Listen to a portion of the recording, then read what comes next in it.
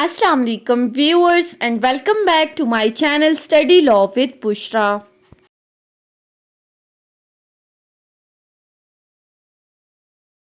So we were discussing Civil Procedure Code 1908. We have discussed up till section 55. In this video we are going to start from section 56. But before starting the discussion, I request you all to please subscribe to my channel and don't forget to press the bell icon for latest updates. Do share this video with your friends and don't forget to comment your feedback. So let's move towards the discussion. Section 56 of Civil Procedure Code 1908 deals with the topic of prohibition of arrest or detention of women in execution of decree. अब अगर आप इस section के title को देखें तो इस section में विमेन की बात की गई है। हम लोग टॉपिक डिस्कस कर रहे हैं एग्जीक्यूशन ऑफ द डिक्री की। अब तक हमने जनरली इस चीज़ को डिस्कस किया है कि अगर कोई बंदा डिक्री की एग्जीक्यूशन नहीं करता तो उसको अरेस्ट करके डिटेन किया जाएगा। ये सेक्शन बात करता है कि अगर कोई डिक्री किसी विमेन के अगेंस्ट पास हुई है और वो उस डिक्री की एग्जीक्यूशन नहीं करती तो उसको अरेस्ट या डिटेन करने से मना किया गया है, प्रोहिबिट किया गया है। सेक्शन क्या कहता है? Notwithstanding anything in this part the court the arrest और detention of the women in the prison of for the execution of the decree for the payment of money is prohibited. यानी कि simply अगर किसी women के against कोई भी decree pass हुई है और वो डिक्री मनी से रिलेटेड है, यानी कि मनी से रिलेटेड उस विमेन के अगेंस्ट कोई डिक्री पास हुई है और वो उस डिक्री को एग्जीक्यूट नहीं करती तो एग्जीक्यूशन ऑफ द डिक्री में इस विमेन को अरेस्ट या डिटेन नहीं किया जाएगा। कौन सी डिक्री? अगर कोई मनी डिक्री उस विमेन के अगेंस्ट पास हुई है तब आप उसे अरेस्ट या डिटेन नहीं कर सकते। इसके अलावा अगर किसी भी केस में विमेन के खिलाफ कोई डिक्री पास होती है और वो उसकी एग्जीक्यूशन ना करे तो फिर आप उसको अरेस्ट या डिटेन कर सकते हैं। ये सेक्शन 56 का क्रक्स था। मनी डिक्री में अरेस्ट एंड डिटेंशन नहीं होगी। इसके अलावा कोई भी डिक्री हो तो आप अरेस्ट या डिटेन कर सकते हैं। उसके बाद है सेक्शन 57 जो कि ओमिटेड है। सो हम आ जाते हैं सेक्शन 58 की तरफ।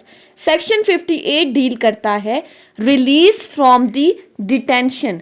अब ये किस पर्सन के रिलीज की बात की गई है? हम क्या डिस्कस कर रहे हैं? जजमेंट डेटर के अरेस्ट और डिटेंशन को। सो इस सेक्शन में जजमेंट डेटर के रिलीज की बात की गई है कि कब उसे रिलीज किया जा सकता है।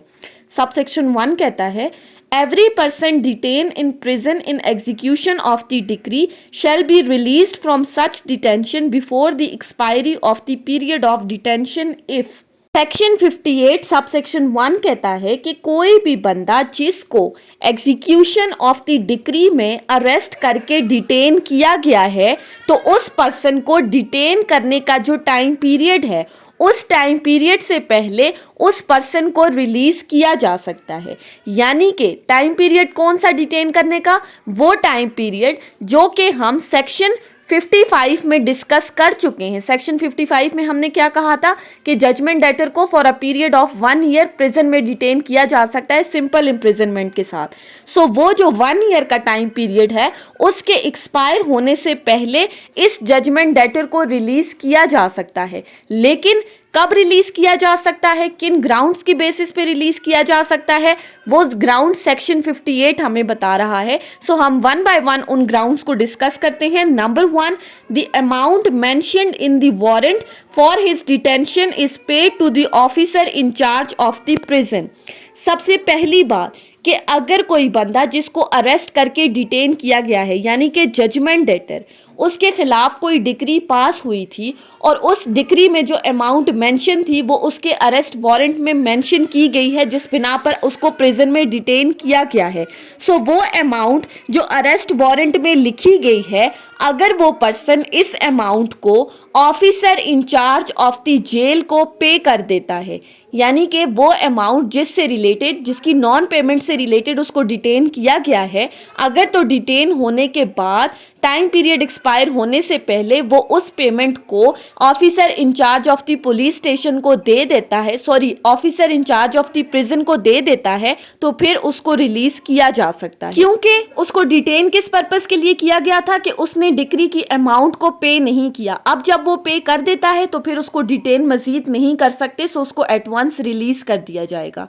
Secondly, the decree against him is otherwise fully satisfied, या फिर अगर कोई बंदा अदरवाइज किसी भी तरह डिक्री को फुली सेटिस्फाई कर दे, यानी कि अपनी कोई भी प्रॉपर्टी या कोई भी और चीज देकर वो डिक्री को एग्जीक्यूट करवा दे, तो फिर ऐसी सूरत में भी उसको रिलीज किया जा सकता है। सो पहली बात, ऑफिसर इंचार्ज को पेमेंट कर दी। सेकेंडली, किसी और तरह से डिक्री को फुली सेटिस्फाई कर दिया। Thirdly, the person on whose application he has been detained so request to the court of law।